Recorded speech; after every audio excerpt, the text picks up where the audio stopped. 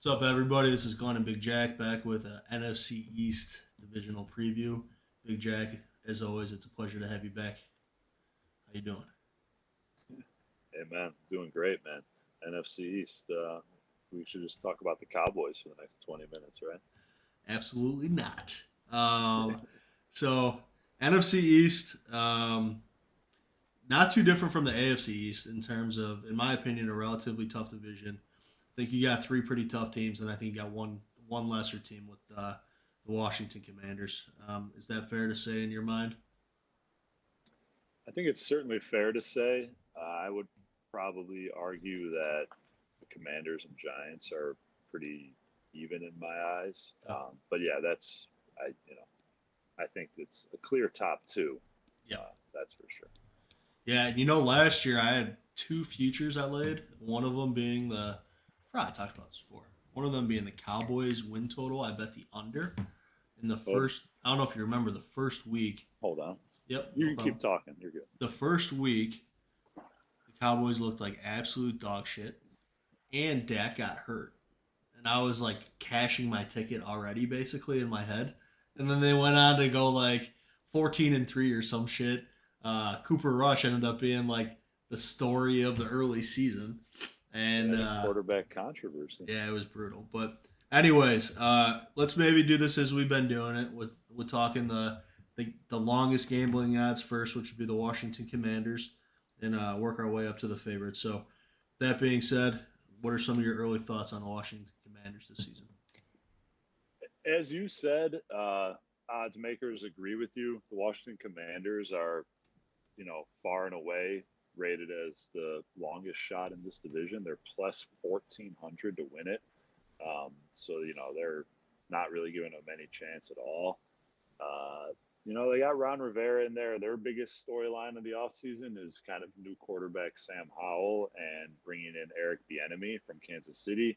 Ooh, Eric Bieniemy sort of felt like, he obviously had a ton of success in Kansas City. I'm sure that's a difficult situation to walk away from. Why would you want to walk away from it? But he felt like he wasn't getting the, respect as a legitimate head coach candidate because everyone was just kind of saying, well, you're doing a good job, but you're still under Andy Reid's wing.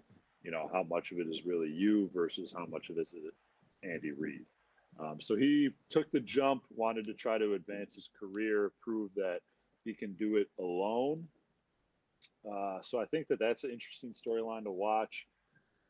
They've spoken very highly of Sam Howell. Had a great preseason. Ron Rivera's made comments along the lines of, I wish I had started him earlier, knowing what I know now, this and that. They're very high on him. They're excited. Obviously, you're going to talk your guy up heading into a season, so who knows how much of that really means much of anything. Um, I do think this team has a good defense. I mean, their defensive line is crazy. Chase Young coming back off of that injury seems to kind of be an injury prone guy. He's still somehow questionable heading into week one. You got Montez Sweat, Payne. That defensive line is stacked. I think Ron Rivera is he's a good coach. He's one of those guys who, if you ever watch Carmen Yurko, Carm always talks about a guy who's just good enough to get you beat. Like he's good, but you lose a lot of those big games. Ron Rivera seems like that guy. Like he's a good coach, but I don't know if he's the guy who's ever going to get over the hump. I think they'll be a competitive football team. I'm just not sure how good they'll be. If they stay healthy, I kind of like their over under. Their over under is 6.5 for wins. It's 6.5 plus 115 right now. And, it's a tough division. They have a brutal schedule. But if they're healthy, I mean, you could say that about any team in the NFL, but I kind of like them over. I'm not going to bet it, but I think that's a team that can win 7 games depending their health. But yeah, I don't think they have any shot to the win of the division. I think they're another team that's going to be a little frisky, kind of like how we mentioned with the Patriots in the AFC East. I could see them, even though their overall record might not be anything to write home about, I can see them being a little scrappy against the spread this year. I think you're kind of nailing it, Jack. I think their front four and their secondary on defense is going to be pretty darn good. They don't really have too much going on at linebacker, but I think if there's one level of a defense where you don't mind that, it is probably that mid level with the linebackers. And then I like their coaching. They seem to be good with their quarterback situation. Obviously, Don't do that, buddy. obviously it's not one you get super excited about, but they seem to be okay with it. I don't know. We'll see. Their backfield as well. They got a couple guys that they could play a Ron Rivera style of offense. Yeah, they got Brian Robinson Jr. coming into his second year now. I think that rookie who had the crazy like gunshot thing last Yep. year, and then they still got Gibson. Antonio Gibson. Yeah, they got So Gibson too. So, I mean, it's a team where if they just try to pound the rock and play some defense, they'll beat some teams for sure. I think I like where your head's at with plus 115 on the over of 6.5. I don't know if I love it to the point where I'm for sure betting it, probably because of their quarterback situation. But this is another team where a little bit different than the Jets because they have nowhere near the hype. But like, if they had some kind of quarterback that came over, like if they got Derek Carr this year that went to New Orleans, like this is a team that's borderline a playoff team potentially. I don't know. They'll be interesting to watch. Kind of like what you said about New England. They're not an easy one for anybody. When you get that kind of front four on defense, they can cause some problems. yeah, This could be a team where if you come in and you're not ready to play, you'd be like, holy shit, we're down 17 and we got to go score against this defense. What the fuck? And they could milk the clock running the ball. So I don't know. We'll see. I think in this division, I think they probably rightfully are. Um, they are the longest odds, but they're going to be tough. They're going to be tough. All right, on to New York Giants. They're the second longest odds. What are some of your early thoughts? Giants are plus 800 to win the division. So quite a big jump up Yeah, over the Redskins, honestly, or the Commanders rather. But I think this is a team that takes a big step back this year. Brian Dayball is a good coach. I really wanted Chicago to take more of a yep. serious run at him. I don't know if it would have mattered. It seemed like the Giants' job was kind of the one that he wanted. So I'm not sure, if that would have changed things very much. But I just don't believe in Daniel Jones. They gave him a contract. I guess they kind of felt pigeonholed. They probably sort of felt like they had to. They gave Saquon Barkley a contract, short term. I think it's just a 1 year deal. He's, as everyone loves to say, betting on himself this year. So we'll see how it goes for him. I think he's a stud, but he's had some injury stuff over his career as well. So who knows if he stays healthy. The receiving core is just bad. I think Isaiah Hodgins is listed as their like wide receiver one on the depth chart, which I It's tough. whatever, great. Jalen Hyatt's interesting, I guess. Out of Tennessee, guy probably looked at a little bit for Bears, wondering if they were going to pull the trigger on a wide receiver early in the draft. I do think Darren Waller is a nice addition at tight end, but he's had plenty of injury stuff as well. And uh, they'll be okay, but their over under opened at 8.5 plus 110. It's been bet all the way down to 7.5 minus 110. I'm missed the right side of the number. I wouldn't play it now. It would be a foolish play in my opinion, but I still kind of like the under. I don't think they're very good. It's a coin flip for me between who's going to have more wins between the Commanders and Giants. Um, I don't think they're that good. I think they had a charmed year last year with Dayball in his first season. I don't think this year is going to go as well for them. Um, I do like their defense. They got Kayvon Thibodeau, or however you say his last name, who's a stud. One of my favorite players on the defensive side of the ball. I love watching him the way he gets after it, but they're just not that good of an overall team. I will say, shouts out John Michael Schmitz in the Yeah. draft. That's a big pick. So maybe he'll help the offensive line a little bit. I just don't think they're very good this year. I think they take a step back. Um, I could very easily see them being 7-10, even a real bad year for them being like 6-11.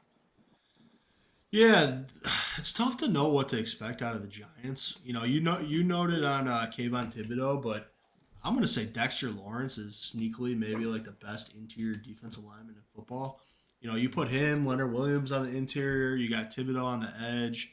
They signed Bobby Okereke, who I was looking at for the Bears. He's from the Colts. They signed him in free agency. They picked up Isaiah Simmons in a trade. It was like a 6 rounder or something like that for him. I think their It seems fronts. them and the Commanders are similar, like a Yeah, stout front four, like pretty well coached, and yeah. just question marks everywhere else. I lean Commanders because I feel like Commanders have some more weapons. So I think I lean Commanders too because if you're looking at both these teams, I like the Commanders' receiving core and weapons a little bit better, with the exception of Saquon Barkley obviously being a stud, um, better than the Giants. And I probably feel a little bit better about Daniel Jones than whoever the Commanders tried out there at quarterback. But it's not like I think Daniel Jones is some kind of world beater. So I don't think he's like a huge difference maker. I think I agree with you where they're both kind of in similar spots. They could beat anybody. They could lose to anybody. I don't see either of these teams uh, really contending with the Eagles for the division. But you could see them on a Thursday night football game taking a win from a team like the Eagles. So um, yeah, I wouldn't be shocked if these teams, if it went Commanders, Giants, or Giants, Commanders for the last team in the division. But I don't think either of them are pushing for division titles. No doubt. Yeah, you make a good point about the quarterback, like we talk about all the time, or you don't even really need to talk about it. It's just kind of common knowledge of how the importance of that position. And yeah, we don't really know anything about Sam Howell, so you got to give the nod to Daniel Jones in that department at the moment. Plus, Dayball being an offensive guy, he sort of last year proved he could win with them. So, maybe he'll prove us wrong again. But moving on to the Dallas Cowboys, America's team. They got Mike McCarthy. I can't believe he's still hanging on as head coach out there. They have an interesting shakeup with Kellen Moore moving on to the Chargers offensive coordinator, and they got Brian Schottenheimer in there, who's been with the team for I think a couple years now. He's Marty Schottenheimer's son, so he's typical NFL nepotism. He probably started off coaching for his dad and has been in the league forever, getting his shot now as offense coordinator.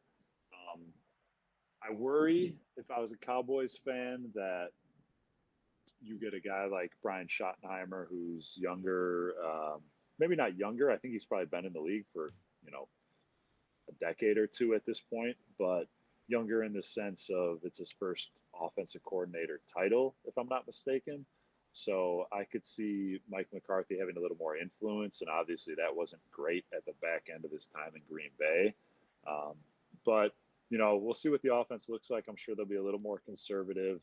I mean, the team with weapons. C.D. Lamb. They bring in Brandon Cooks. They got Michael Gallup. Their tight ends position is very questionable. Um, Schultz is gone, and they really wanted to draft that guy. I remember on draft night when I forget who took the tight end ahead of them, but I remember them showing the Cowboys draft room, and they were all like, "Oh no," and they were kind of flabbergasted, didn't really know what to do. So that security blanket for Dak is going to be gone.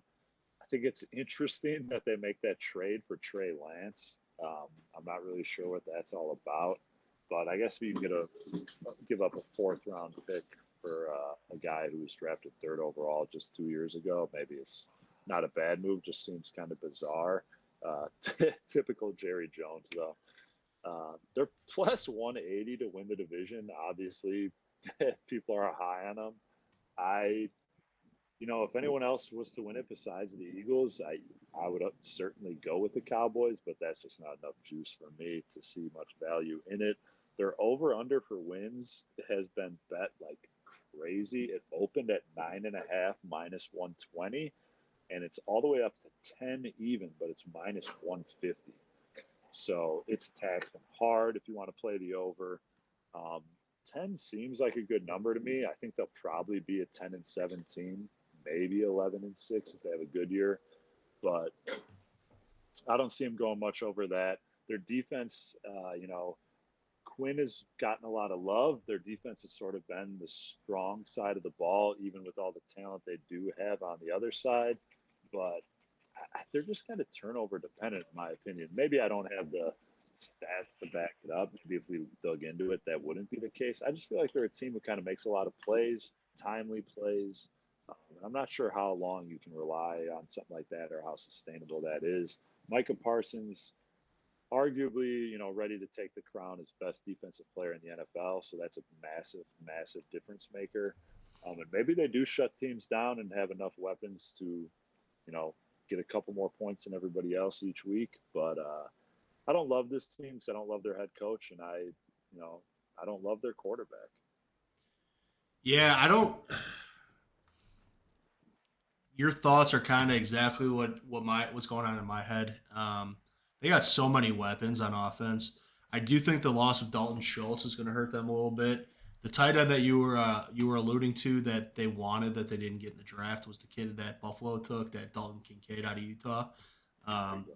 took them the pick before their first round pick, where they took Mozzie Smith out of Michigan, and then the second round they came back and took a tight end out of Michigan as well, Luke Shoemaker. Not a bad. He might have a nice career, but he's not going to be that impact day one difference maker that Kincaid is looking like he might be up in Buffalo. Um, their offensive line still got some guys. Their defense, like you said, is kind of adept at taking away the ball. Which, if you get a lead with these weapons, teams might be feeling like they have to throw the ball around, and then all of a sudden turnovers happen. Um, I bet against them last year. I'm not betting against them this year, but I'm not going to bet on them either. I think that number at 10 is a good spot to where it, some people might still be enticed. They had 12 wins last year, huge point differential. People might be thinking they're going to get at least 11 all day long. Um, I don't know. Last year I thought they were going to have a step back. I was wrong. I'm just going to keep my mouth shut on them this year. I think they're probably a step up from the other two teams that we already talked about, New York and Washington, but I don't think they're anywhere near as good as the Eagles. I see them pretty firmly in that second spot in that division. And I lastly, couldn't agree. I couldn't agree more. I certainly think they're clear of the Giants and the Redskins, or yeah, keep calling them the Redskins, the Commanders. yeah, But they're not. You know, I don't think they're quite up to snuff with the Eagles just yet. Um, I a lot of Cowboys people will probably tell you, Zeke being gone is addition by subtraction, but I might push back on that a little bit and just Tony Pollard's good, and it's going to be good that he's getting more touches. But regardless of what you think of Zeke, he's still got those tough yards, sure, those short yardage situations, those goal line situations. He was still kind of a tank back there, and they're going to miss that. Deuce Vaughn will probably be fun to watch. I don't know how how good he'll be. He's certainly not a tank like Zeke was. no, And I just, be worried about a guy as dynamic as Tony Pollard and as dynamic as Deuce Vaughn. They'll be exciting. They'll be big play guys. I'm just not sure they'll be the ground and pound back that you sort of need in that 1-2 punch these days. But, people love the Cowboys. I don't love them this year. yeah. With the Tony Pollard comment, real quick, Tony Pollard was like a darling last year because he's like the best second running back on any team. I don't know if he's that top tier number one guy that they're hoping they have, but they're taking a chance on him. We'll see. They gave him the We're about franchise tag, gave him some money. So, Yeah, we're about to find out. all But right, yeah, lastly, moving on to the Eagles, probably, maybe not probably, I think they are kind of the favorite across the board as far as the NFC in general goes. They're certainly the favorite in this division, minus 125 to win it. I think they do win it. I don't know if I want to be paying 25 cents on the dollar to ride them, but it's decent odds, honestly. Um, you know, it's not horrible. It's pretty close to even money.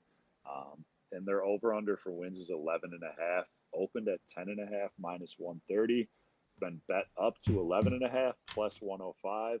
I kind of like that juice on that end of the stick, but 12 wins is a lot. 12-5 is tough to do. I don't care how good you are, so it's probably not something I'd invest in. But if you're picking a side, I think they do go over more so than anything. The thing that's interesting to me with this team is, their offensive coordinator leaves. Shane Steichen takes the head coaching job in Indianapolis. Um, I think they have someone named Brian Johnson replacing him. I don't can't pretend to know anything about him other than that he has been with the Eagles. So, he might have had like one of those quarterback coach tags or something like that. They just kind of promoted him within. So obviously he knows what they've been doing. He's been around it. But we saw what happened to the Bills when Dayball left. You always might be suspect to sort of take a step back when you lose that leader who had been so successful. So I do think that that's something to watch. Maybe they're not as dynamic. I still am not as high on Jalen Hurts as the public certainly seems to be. He's good, but I need to see it for one more year.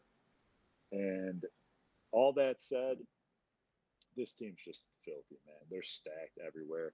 They lose what's his name, Miles Sanders. They bring in um, DeAndre Swift. They got Rashad Penny from the Seahawks. They still got AJ Brown. They still got Devontae Smith. They're just loaded everywhere across the board. And of course, as Bears fans, and literally, not even just Bears fans, the other 9 people ahead of us, everyone who watched Jalen Carter slide on by because of his off the field drama. But everyone knew, every scout would tell you he was above and away the best football player in the draft. The Eagles got him. They got the culture, the veterans in place to kind of, afford to take a risk on that kind of guy. But from what I've seen of him already, it's like, good grief, man. Hopefully we don't regret passing on that guy. But they're just so good at every position across the board. Um, you know, I find it tough to see a world in which they don't come away with this division pretty easily. Yeah, they're one of the Super Bowl favorites, and rightfully so. Like you said, they lose a guy at tailback, they bring in two. They lose Javon Hargrave to free agency. They get a generational interior defensive line rookie that should be able to plug and play pretty much right away. They reload. They don't really they don't have to retool. They just reload. It seems like everywhere. Their offensive line's still going to be really damn good. They got weapons and somebody that I know he gets a I mean, lot of. even the moves they made, the fact that they lost the Super Bowl, Yep, but they still had the 10th overall or 11th overall pick or whatever it was because of previous moves. They've just been a really well run organization the past 4, 5, 6 years. absolutely. And somebody who he gets a ton of credit and he should, but I still think he maybe doesn't even get enough is Jalen Hurts. That dude, the way he just commands the attention of a room and the way he carries himself as a quarterback, the adversity he's faced at both the collegiate level and leading up to NFL level quarterback. Um, you can't help but be incredibly impressed by the guy. It's hard not to root for the guy. Um, they're the second favorite to win the Super Bowl. They're the favorite to win the NFC um, overall. I think they're by far the best team in the NFC. I like the Niners. I liked them last year, but the Eagles beat them down in the NFC Championship game. And people want to talk about the quarterback, and sure that means something, but I think the Eagles are the better team anyway. Disagree? Well, we talked about it when we talked about the NFC West. I do disagree a little bit. I think the 49ers were rolling. I do think they were the best team in the NFL last year during the postseason, and then the whole quarterback debacle. And you got to play the team that's in front of you. The Eagles took care of business, so there's can't say anything bad about them. But um, you know can't go back and see how it would have played out. But I do think it might have played out differently. But yeah, Eagles heading into this year are, you know, I might lean the 49ers still, but they are, I certainly understand why they're the favorite. If you're poking any kind of holes in the Eagles right now, realistically, the only thing that you can really say, which you touched on, is losing the coordinators. Just is there any kind of drop off from that or adjustment period or whatever you want to call it. Um, Other than that, I mean, their roster is complete. Their front office is legit. I think Sirianni, even though he's a little bit of a interesting character, I think he's a pretty good coach. Yeah, he's certainly proven to be so this far. Yeah. So I mean, good team. Uh, we'll see if they take the NFC, but I think they're the favorites in the NFC East for a reason. Um, what's your favorite bet in the division? You got one? Um, there's nothing in this division that I think I would play. I mm, I could kind of see a situation in which I might take Jalen Carter for Defensive Rookie of the Year. Um, I have no idea what the odds on that look like, but I could see a future play in that. Um, Otherwise, Plus 500. no. Oh, so he's probably one of the favorites. Then, Second yeah. favorite behind that Will Anderson cat that Houston Yeah. got. Yeah, I think I would take Jalen Carter Defensive Rookie of the Year if I was going to do a play. And,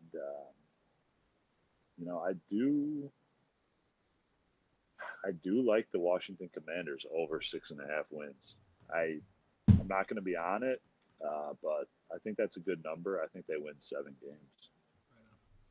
All right, How about you? we'll be back with some North previews next. We got the AFC North, and we'll finish out with the NFC North. So, like and subscribe if you're new here. Until next time, this is me and Big Jack. Peace. Bears.